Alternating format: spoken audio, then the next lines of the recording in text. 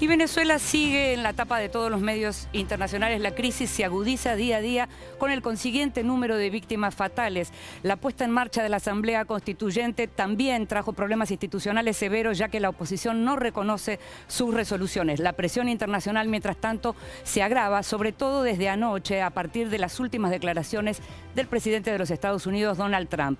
Vemos un informe y lo analizamos con dos invitados especiales.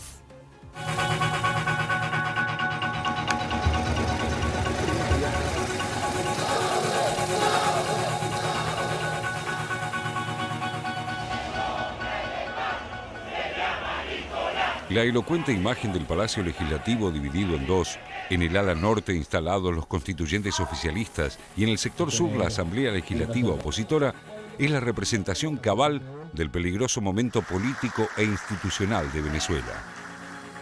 A esa derecha le decimos que si no toma el camino democrático y de la acción política, se impondrá la justicia. Y esta constituyente también llegó para hacer justicia, compañeros. El clima de extrema tensión se sobrecargó el martes 8 de agosto cuando la Guardia Nacional Bolivariana, custodia del Palacio Federal Legislativo, impidió la entrada de los diputados opositores a la Cámara, luego de que los constituyentes entraran por la fuerza para tomar el control de la sede. La Guardia Nacional les ha impedido entrar en el Palacio Legislativo. Poco después, la Asamblea Nacional Constituyente, electa hace 2 semanas y de composición chavista, inició su tercera sesión para definir su funcionamiento como poder plenipotenciario. Está previsto que avance en decisiones como el posible allanamiento de la inmunidad parlamentaria y la inhabilitación política para todo aquel que, a juicio del gobierno, haya llamado a la violencia. Como primera medida, la Constituyente aprobó un decreto que subordina los poderes públicos del país a la nueva instancia. El trabajo de esta Asamblea Nacional Constituyente sea hasta 2 años, siempre y cuando se hayan cumplido las tareas encomendadas, las funciones para las cuales fue nombrada. Según el vicepresidente de la Constituyente, Aristóbulo Estúriz, el decreto faculta al organismo para reformar o limitar las funciones de otros poderes. Días antes de los primeros pasos de la Constituyente, un grupo de hombres, armados y vestidos de militares, intentó tomar el fuerte Paramacay, en la ciudad de Valencia, estado de Carabobo.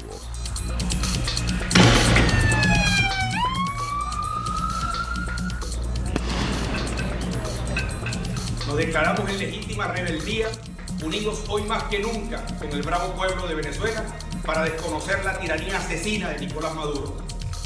Aclaramos que esto no es un golpe de Estado. Según las autoridades, solo quien los dirigía es un militar. El conato, controlado por las Fuerzas Armadas Bolivarianas, dejó 2 muertos y 8 detenidos, y hay 10 prófugos, entre ellos el organizador del levantamiento.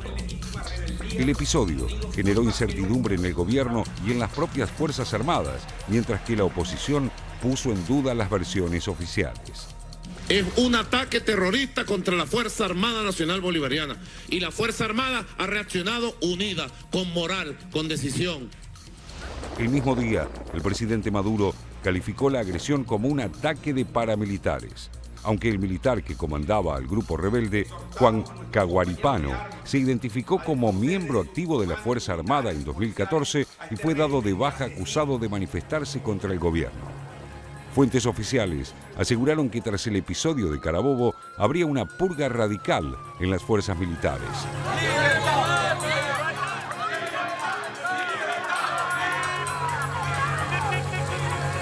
Por otro lado, se espera que el gobierno cumpla con su anuncio de concretar en diciembre próximo las pospuestas elecciones regionales que debían haberse realizado en diciembre de 2016. El Consejo Nacional Electoral prohibió a la coalición opositora Mesa de la Unidad Democrática postular candidatos en 7 de los 23 estados para el 10 de diciembre próximo por supuestas irregularidades electorales anteriores.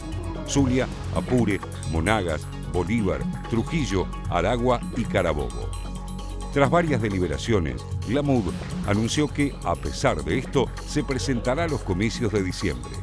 En paralelo, el Tribunal Supremo de Justicia de Venezuela declaró la inhabilitación política y condenó a 15 meses de cárcel bajo acusación de permitir protestas opositoras al alcalde Ramón Muchacho del municipio caraqueño de Chacao, quien pasó a la clandestinidad. Me persiguen y me castigan por hacer mi trabajo, por garantizar el derecho a la manifestación pacífica en Chacao. El mismo día, las Naciones Unidas emitió un duro documento preliminar sobre la situación en el país caribeño, donde acusa a las fuerzas de seguridad de haber maltratado de forma sistemática y generalizada a miles de manifestantes y detenido de forma arbitraria al menos a 5.000 personas, muchas de las cuales, dice el escrito, sufrieron torturas. Les recordamos las exigencias por las cuales salimos. La primera, porque queremos que se aperture un canal humanitario en Venezuela que permita ponerle fin a la crisis socioeconómica que vive nuestro país. El segundo, porque queremos que cese la persecución política en contra de líderes políticos, sindicales y sobre todo estudiantes. En tercer lugar, porque queremos que la Asamblea Nacional sea respetada como el ente que fue electo por más de 14 millones de personas que quieren un cambio en el país. La Oficina del Alto Comisionado para los Derechos Humanos realizó 135 entrevistas a testigos realizadas a distancia desde Ginebra y Panamá, ante la negativa del gobierno a autorizar el acceso al país. Afirma la investigación que el gobierno aplicó un patrón evidente de uso excesivo de la fuerza contra los manifestantes opositores y señala a la Guardia Nacional Bolivariana, la Policía Nacional y los cuerpos de policía locales. Un elemento que se agrega a las voces de rechazo internacional y aísla aún más al debilitado gobierno de Nicolás Maduro. Por otro lado, cancilleres de 17 países de la región, incluyendo a Canadá y naciones del Caribe, se reunieron en Lima, Perú, para analizar la crisis política venezolana y emitieron una declaración firmada por 12 de ellos, en la que señalan que Venezuela dejó de ser una democracia y considerando ilegítimos los actos emanados de la Asamblea Nacional Constituyente. El desdibujo de las instituciones democráticas que se ha venido dando en los últimos tiempos ha llegado a su culminación y lo que tenemos en Venezuela es una dictadura. Estados Unidos no participó del cónclave, pero impuso sanciones a constituyentes y funcionarios venezolanos, incluyendo a Adán Chávez Frías, hermano del fallecido presidente Hugo Chávez. Maduro contrarrestó las presiones regionales con una reunión en Caracas de los países del ALBA, que manifestaron el apoyo incondicional a su gobierno. Un nuevo capítulo de una crisis aguda y sin fin a la vista que continúa saldándose con muertos en las calles.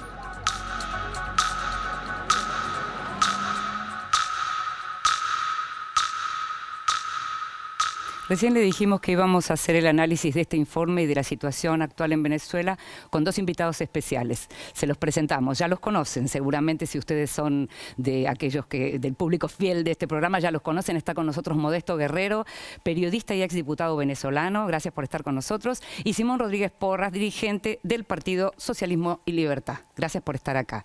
Los dos en este momento, o por varios años viviendo en la Argentina. Simón, te estás por volver, me decías recién.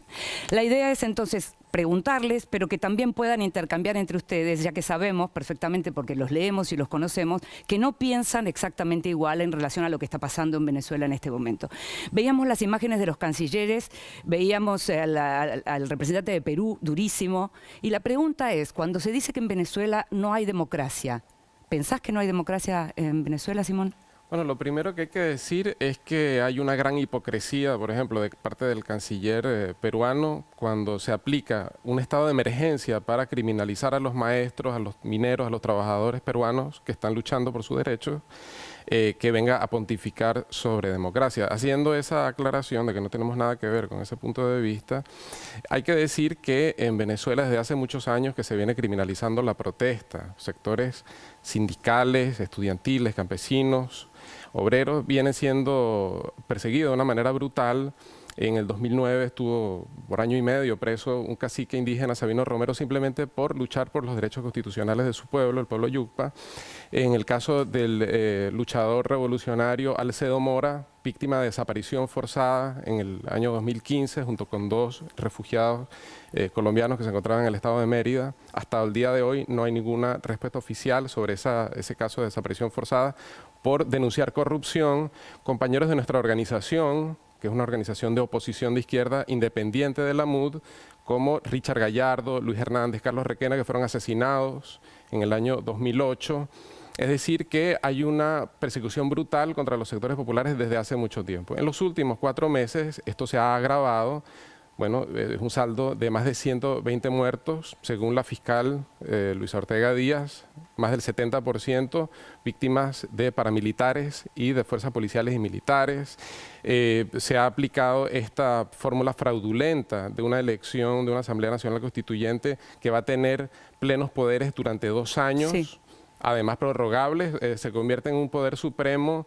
Y todo esto ¿al servicio de qué? Al servicio de aplicar un ajuste brutal contra la población, donde se ha hambreado a la población recortando las importaciones que estaban en 66.000 millones de dólares. En el año 2012 se ha recortado este año, se estima que van a estar por debajo de 20.000 millones de dólares. O sea, para pagar la deuda externa se le recorta las importaciones de cosas básicas como alimentos y medicinas a la población, y al servicio de ese ajuste bien terrible que mata de hambre y de mengua a miles de personas en Venezuela, se establece este tipo de mecanismos autoritarios. Va a contestar ahora, Modesto, le quiero preguntar lo mismo, pero quiero que me diga sí o no. ¿Hay democracia en Venezuela en este momento? Evidentemente que no. Ok.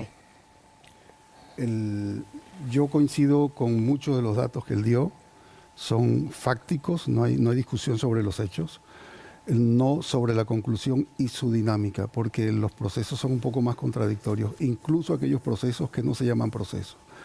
Y decir que en Venezuela no hay democracia sería un poco complicado para medir esa misma vara, para medir países como Paraguay, Haití, incluso algunos estados de Estados Unidos. Sería muy complicado usar la misma vara para medir y decir y concluir que hay democracia en esos otros lugares. El que haya recortes o tendencias autoritarias en un gobierno como el venezolano es el resultado inevitable, desgraciado por supuesto, yo no lo puedo reconocer, de todo aquel gobierno que hizo lo que está haciendo Venezuela ahora, defendiéndose, o el gobierno venezolano y quienes lo apoyan allá, defendiéndose de un asedio internacional y nacional que lleva, según la cuenta de organismos internacionales, 602 actos violentos en 4 meses.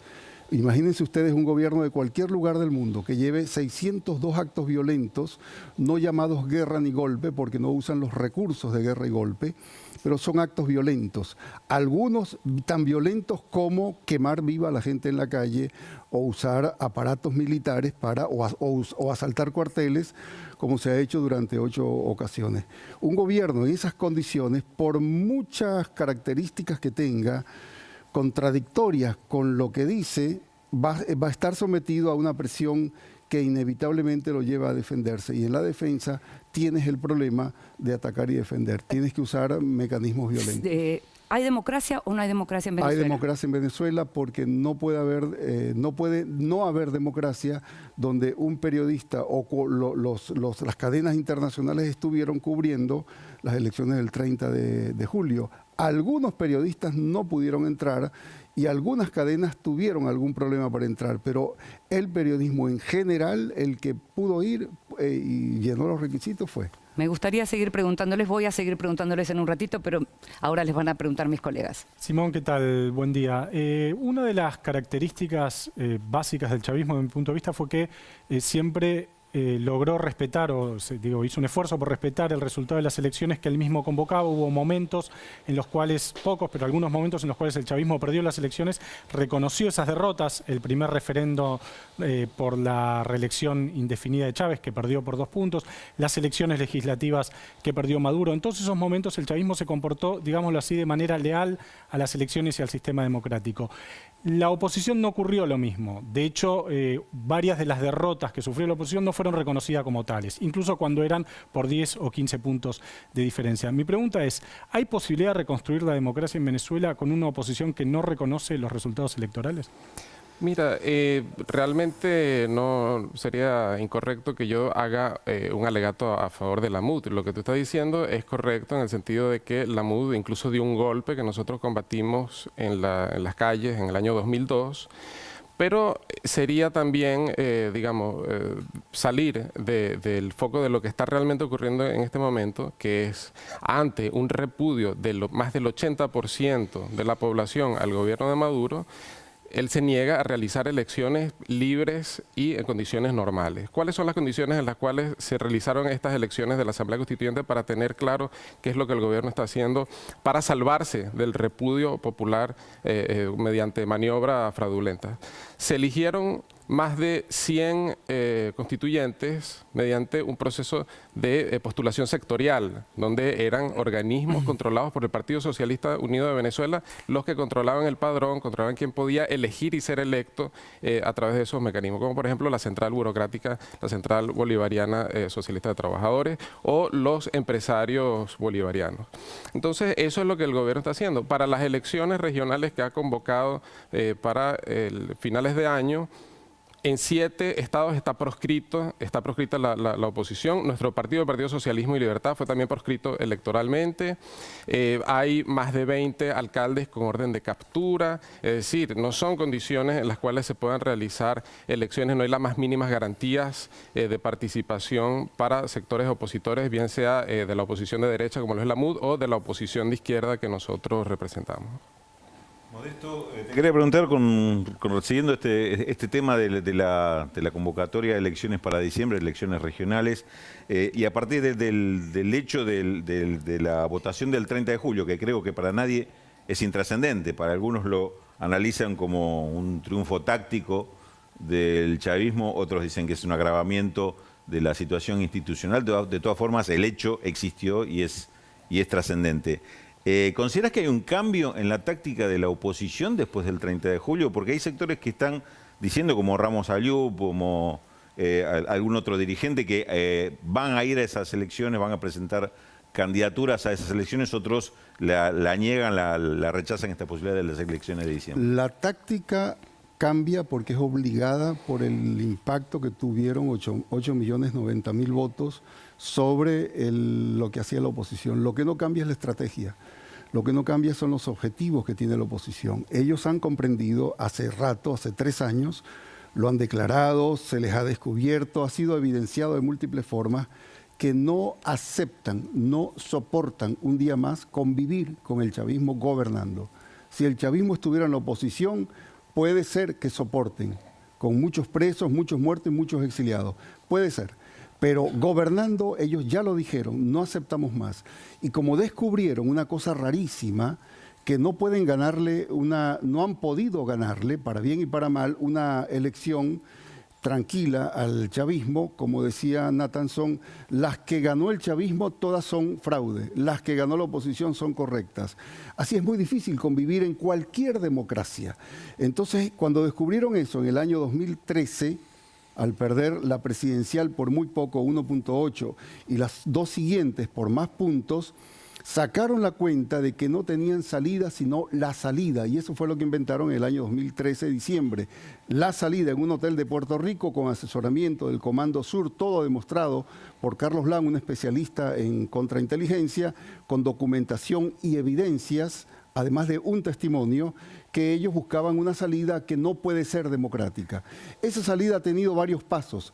La guarimba es la más resonante mediáticamente, pero esta es la más larga. Y es la más larga porque ellos descubrieron que el gobierno estaba en un punto muy débil y está en un punto muy débil, para lo cual sacó la Asamblea Constituyente como mecanismo de salvación. Bien, pero la oposición sabe que no puede convivir más con el chavismo. Está en ese punto parecido, mutatis mutandi, al de Cuba en 1960, en que la oposición interna que le brotó descubrió que no podía más convivir con el 26 de julio en el gobierno y rompen. Algo similar, siempre con las diferencias de comparaciones, está viviendo Venezuela, sin que sean los mismos los sujetos, sin que sea igual el fenómeno.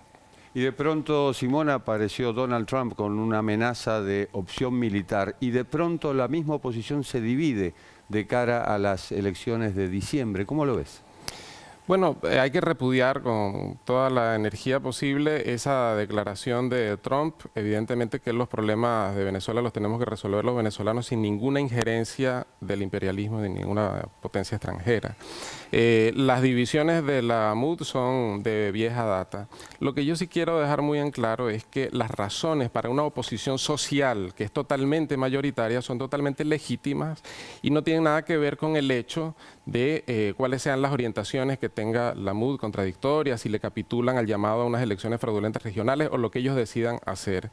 El hecho es que la mayoría de los venezolanos que se oponen a Maduro es por las condiciones de miseria a las que han sido sometidos por el ajuste del gobierno, que imprimiendo millones de billetes en una emisión de dinero inorgánico desquiciada, totalmente llevado a la inflación a niveles nunca antes vistos en nuestro país, que ha reducido el salario mínimo a menos de $1 diario, una cosa verdaderamente desquiciante. Y esas son las razones por las cuales la gente sale a protestar. A mí me llama mucho la atención que se trate de hacer un símil entre un gobierno de izquierda que se defiende de una ofensiva de la derecha y lo que pasa en Venezuela, cuando lo que está pasando en Venezuela es que la gente se está defendiendo de unas condiciones de vida que son totalmente invivibles, aplicadas por el gobierno, donde se acompaña con una terrible represión encabezada por militares además formados en la Escuela de las Américas. O sea, no estamos hablando de los barbudos de los años 60 en Cuba tratando de avanzar hacia el socialismo, no, estamos hablando del ministro de la Defensa, Padrino López, formado en la Escuela de las Américas en tácticas de inteligencia, de lo que llaman guerra psicológica, y son los métodos que utiliza el gobierno en este caso para mantenerse en el poder, para atornillarse a pesar de tener un repudio totalmente mayoritario. Simón y Modesto, los invito a que veamos, y a la gente que nos está viendo también, que veamos de qué manera Donald Trump hablaba anoche. We have many options for Venezuela. And by the way, I'm not going to rule out a military option. We have many options for Venezuela. This is our neighbor. This is, you know, we're all over the world. And we have troops all over the world in places that are very, very far away. Venezuela is not very far away. And the people are suffering and they're dying. We have many options for Venezuela, including a possible military option if necessary. Fuentes muy cercanas a la Casa Blanca dicen que las apreciaciones de Donald Trump fueron completamente improvisadas, es decir, no había hablado absolutamente con nadie y se mandó con lo que acabamos de ver. Puede ser, pero lo que no es improvisado es la posición del Departamento de Estado, esa no es improvisada. Hay un hecho muy descuidado por la izquierda venezolana, en Venezuela, por la izquierda latinoamericana, una buena parte, y por el propio gobierno venezolano, que no ha prestado los mejores recursos frente a ese peligro. En el norte de Santander, desde hace 3 meses, se han preparado técnico-militarmente los paramilitares, aquellos famosos que usaban la sierra para cortar opositores ordenados por Santos y Uribe, los famosos sierreros. Creo que se llaman los Guzmán. Norte de Santander, 3 veces en los últimos 4 meses se han aprestado justamente en coincidencia con las 3 veces en que el Departamento de Estado o el Comando Sur han dado señales como esta que dice Donald Trump de intervenir en Venezuela. Ese hecho, más lo que anuncia Donald Trump, sea improvisado o no, él es improvisado casi por naturaleza. No, lo que a mí me sorprende es que es un hecho menor, pasa a ser un sonido. Esta declaración, no me parece, está todo el mundo hablando de esta declaración. Para el periodismo internacional. ¿Esta declaración? Sí, no para la política latinoamericana. No estoy de acuerdo. Fíjate que está en todos los diarios, todo el mundo levantó estas declaraciones de Donald Trump completamente inesperadas en un momento que, después vamos a hablar de este tema, pero en un momento en donde Estados Unidos o Donald Trump estaba anunciando que tenía el foco puesto, los ojos puestos en Corea del Norte, no en Venezuela. Bueno, ojalá y eso ocurra, porque si eso no ocurre, entonces estaremos en presencia de una cosa sorprendente. Hace 4 meses y medio ese que estaba por ahí, Julio Borges, en la OEA pidió la intervención de Venezuela, y yo no sé si existe históricamente precedente de una cosa similar. El periodismo en general y la política de izquierda en general en América Latina hizo de eso un dato menor, como lo de Donald Trump. A lo mejor es un título porque llama la atención como título, pero no un dato político. Hablemos cortito, así mis compañeros pueden preguntar. ¿Vos crees efectivamente que la posible injerencia de potencias extranjeras, hablo básicamente de Estados Unidos y quizás de Colombia, algo que el chavismo denuncia todo el tiempo, tiene incidencia en el desarrollo del proceso venezolano? Sin duda que la intervención se da en el sentido sobre todo de tratar de imponer una salida negociada, que es lo que ha estado buscando tanto la OEA, UNASUR, digamos, ha sido la orientación del gobierno tanto de Obama como ahora con Trump, que más allá de esas declaraciones le da continuidad a una misma política de presionar por una salida negociada con esta mediación del Vaticano y del expresidente español José Rodríguez Zapatero.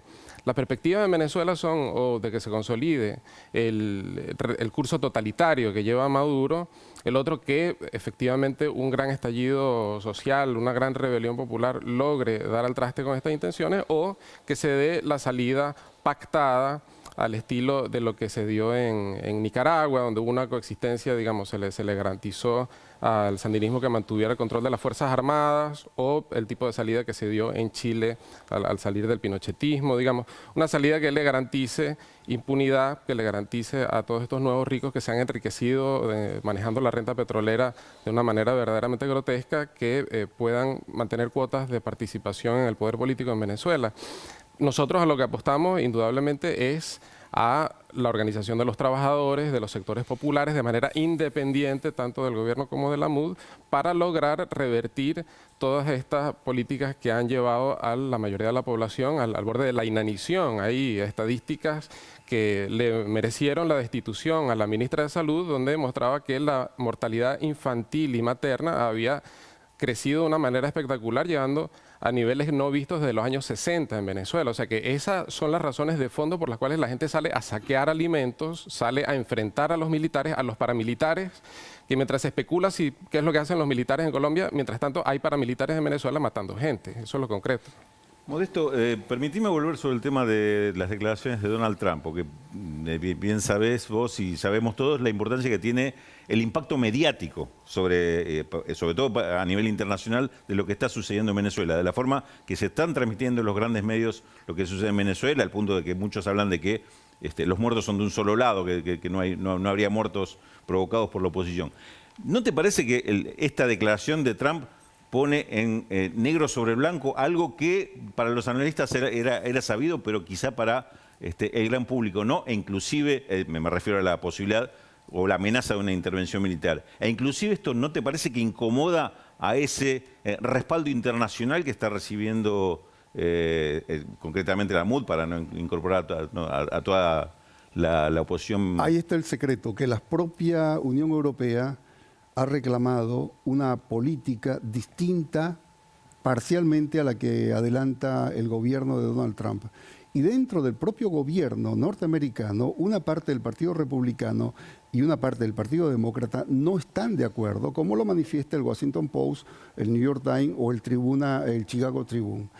Entonces hay una contradicción entre ellos que no saben cómo resolver. En lo que sí tienen acuerdo es ver cómo sacan del medio un gobierno que se declara de izquierda, que es de izquierda y que tiene un problema para ellos, con todas las contradicciones, perversiones y defectos que pueda contener ese gobierno.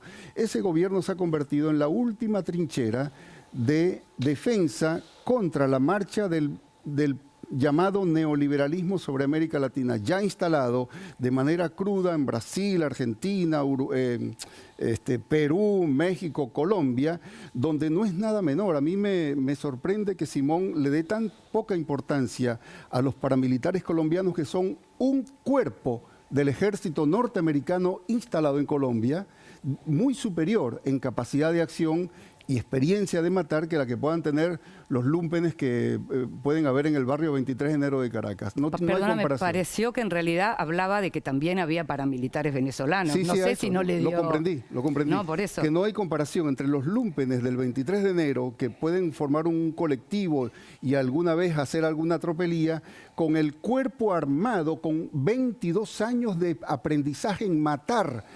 Según el Estado colombiano, en el libro Ya Basta, equivalente al Nunca Más de Acá, 232.000 asesinados dice el Estado colombiano, gobierno Santos, que se atribuye el Estado. La Comisión Independiente dice 283.000. O sea, eso no es cosa menor. Lo que me sorprende a mí de todo esto es que es un hecho menor en la política y en el periodismo, especialmente en la izquierda que se formó el antiimperialismo, o en esa cosa, que eso ocurra y que Donald Trump diga eso y no sea el eje de la discusión en todo el problema latinoamericano. Hablando de responsabilidad de Simón, la pregunta es ¿quién gobierna en Venezuela? ¿Maduro, la Asamblea Constituyente o los militares que dominan el 40% de los ministerios? El chavismo y el gobierno de Maduro se define a sí mismo como un gobierno cívico-militar. De tal manera que esa categoría, digamos, a confesión de parte, relevo de pruebas, efectivamente es un gobierno con características militares, que aplica tribunales militares contra civiles que saquean alimentos o que protestan, que no es solamente la acción descontrolada de algún lumpen, como quizás se quiere sugerir acá, sino que son políticas sistemáticas de represión que se empezaron a aplicar contra el movimiento obrero y que ahora se generalizan. El uso de bandas armadas contra la población en coordinación con la Guardia Nacional Bolivariana, en coordinación con la Policía Nacional Bolivariana, y realmente hay que ver entonces en qué se traduce ese supuesto contenido izquierdista del gobierno que mata de hambre a la gente para pagar deuda externa, que le entrega el petróleo a Chevron y a Repsol, que el 12% del territorio nacional se lo ha entregado a las mineras como Barrick Gold y Gold Reserve. Es decir, si eso es un gobierno de izquierda, nosotros tendríamos que revisar todo lo que significa esa categoría. Nosotros estamos en total desacuerdo con considerar al gobierno de Maduro como un gobierno antiimperialista o socialista. En los hechos, más allá de los roces que tenga y de que no sea un agente directo, digamos, que reciba llamadas telefónicas para tomar decisiones, en los hechos le está sirviendo a Wall Street, le está sirviendo a estas transnacionales a las que le entregan nuestra riqueza, y no por nada el Washington Post, que recientemente citaba Guerrero, lo tildó al gobierno venezolano como la revolución socialista favorita de Wall Street,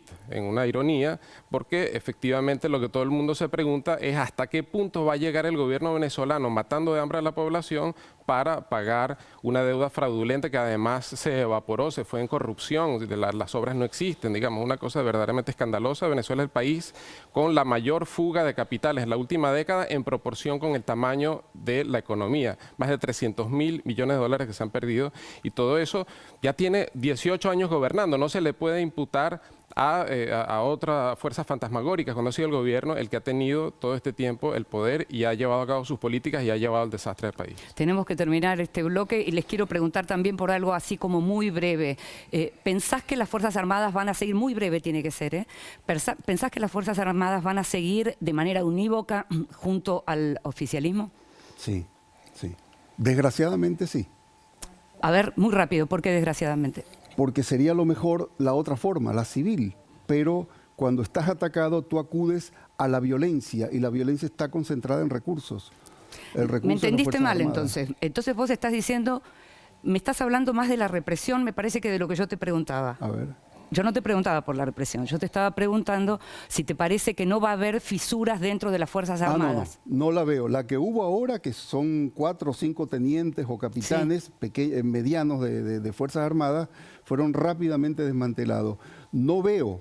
Si ocurre, está muy solapado y no hay forma. No hay forma, sobre todo después del 30 de julio. Con 8 millones como capital político, a los incluso personajes como Padrino u otros, no les va a dar ganas de tirarse una aventura y romper el ejército y armar una guerra civil con territorio partido. Te pregunto ya también las dos cosas. Entonces, Sí. ¿pensás que la represión va a seguir? ¿Pensás que los militares van a seguir acompañando al gobierno oficialista, al oficialismo? La única Muy manera rápido. de que un gobierno con 80% de repudio se sostenga es mediante la represión, además con las condiciones económicas que está padeciendo el país. Y por otra parte, digamos, el resultado de esta elección fraudulenta, que es cuestionado hasta por la empresa que realizó el voto automatizado de Smartmatic, que no es de 8 millones, habrá sido quizás de la mitad o menos, evidencia que el gobierno no tiene ninguna preocupación por guardar las formas ni por recuperar su base social de apoyo, sino sostenerse por medio de la fuerza. Hay divisiones en las Fuerzas Armadas como lo hay en toda la sociedad. Y nosotros lo que creemos en todo caso es que sin tener ninguna apuesta por ninguna salida que venga de ese estamento que es históricamente reaccionario, lo que puede producir fisuras mayores es, como el 13 de abril del 2002, una masiva protesta popular que lleve a una situación insostenible a ese cuerpo represivo. Muchísimas gracias, Simón Rodríguez. Muchas gracias, Modesto, una vez más por haber estado con nosotros.